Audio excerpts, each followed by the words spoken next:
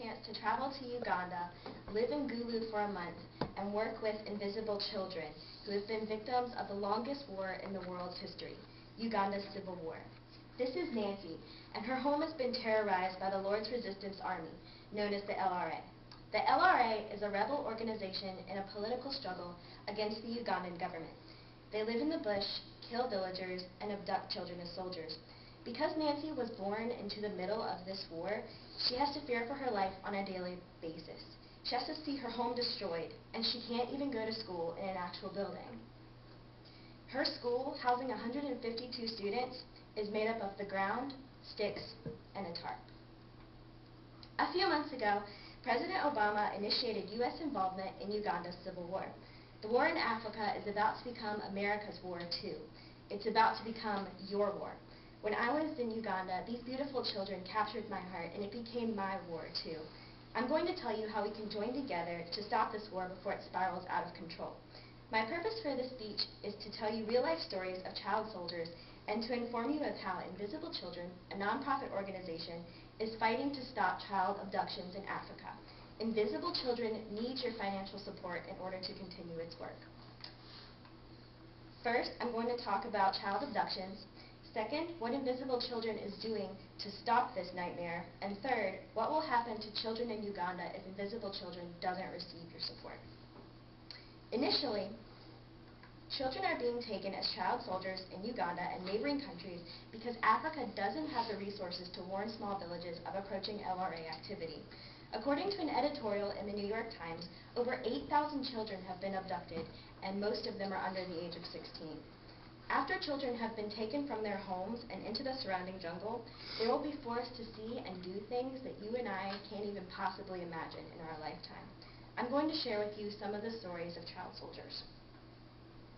Another editorial in the New York Times recorded that 45 abducted children drowned. One of the lieutenants at the scene of the drowning said, "The LRA used the children to test whether the swollen river was passable, but the children were swept away and drowned." Edward Gargan of the New York Times wrote a published story on the life of one child soldier named Dagala. Now I want you to picture a 4-foot-tall, 14-year-old African boy. This is Dagala, and he looks like he's 10. He's holding an AK-47 assault rifle while he guards prisoners. Dagala told writer Gargan, "My father was killed by the LRA. They wanted to kill me too, so I had to join the army. My friend came and got me, and we went into the bush." He was 11 years old when he became a child soldier. Later in the article, Gargan quotes Sam Katwere, an editor of one of Uganda's newspapers. For someone who lives in Uganda, seeing an 8-year-old kid carrying a gun, it's not unusual. But he has been forced by the situation to carry a gun. Most of these kids have no father, no mother. Most have seen their parents butchered, and some don't even know what their parents look like. Writer Gargan asked Dagala what he would be doing if he wasn't guarding prisoners, and Dagala said, "I would play football. I'm a really good football player." Fawzia Sheikh, a writer for the New York Amsterdam News, published an article including a testimony from a 15-year-old night commuter. Night commuting is when a child goes into a nearby city once the sun goes down to avoid being taken by the LRA during the night. This 15-year-old the story was about, named Purity, said that she constantly worries about the safety of her parents while she's away at the city at night. While I was doing research for this speech, I contacted Carl Stauffer, a professor at EMU who has worked in Zambia. I asked him if he had any stories of child soldiers to tell me, and he said that he met a woman named Angelina Atim, who had recently graduated from JMU. Mr. Stauffer told me that Angelina's daughter was taken as a child soldier. Angelina's daughter had been in a Catholic school called St. Mary's, and 139 girls were taken that day. And I actually found this story again in a New York Times article by Mark Lacey, and I discovered in the article that one of the nuns from the school actually ran into the bush and got 30 of those 139 girls back, but Angelina's daughter was still stuck in the bush. So, in retribution, Angelina rallied parents of abducted children together to resist the LRA. Mr. Stauffer's story continued when he told me that the LRA offered to release Angelina's daughter if she would, in his words, shut up. But Angelina was so passionate about these children that she couldn't end it all in the name of her daughter, and in a heartbreaking decision, she refused to have her daughter returned to her. But finally, 3 years later, Angelina's daughter escaped the LRA. Lacey quotes Angelina in his article. "She ran to me and I ran to her," Angelina said, closing her eyes while she spoke as if to savor the moment. "She screamed and I screamed. We couldn't talk for a while. We only cried. It was the best cry of my life." Lacey then records what happened to Angelina's daughter.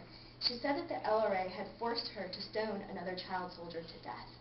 She had once received 200 lashes and lost consciousness. It's difficult for her to talk about her future. She used to be a top student at St. Mary's, but now she has 2 unplanned children because she was consistently raped in the bush. It's a bittersweet ending for Angelina and her daughter. Angelina's daughter, Purity, Dagala, and the children who drowned all could have been spared from the atrocities that they've suffered.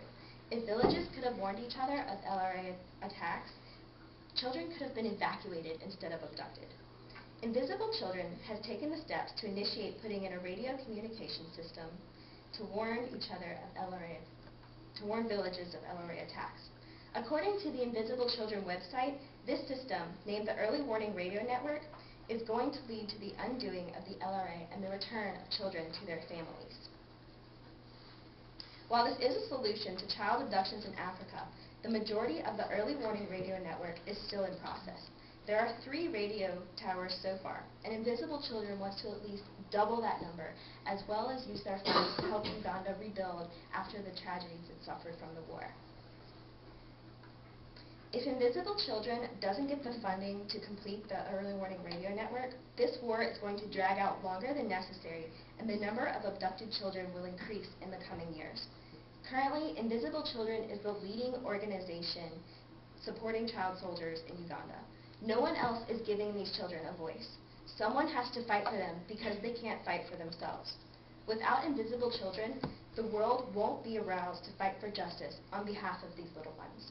They're drowning in rivers while they're being forced to test if the water is safe. And they're guarding prisoners with a gun while dreaming about having a normal childhood and playing football. And walking hours to sleep in the light of the city so they can be safe at night. And living with the emotional pain of rape. In conclusion, these children are just people like you and me. They have fewer resources than we do, and because of that, they're living through hell. They need your help. Children are being abducted and forced to fight in a war they didn't choose or create. Invisible Children need your financial support in order to continue its work, bring the children home, and end this war for good. Today, I'm asking you, on behalf of Uganda's children, for your financial support. You're going to hear a lot about charities that are local, and some that are even unique to the United States. And since those charities are on your home turf, it would be most beneficial for you to support them by volunteering your time and effort. But because Uganda is so far away, it's easiest for you to make a difference by supporting these kids with your money, because we can't all just hop on a plane and go overseas very easily. It's time for someone to start caring about these children. It's time for someone to see them. That someone is you. You can see the invisible children, and you can help bring them home.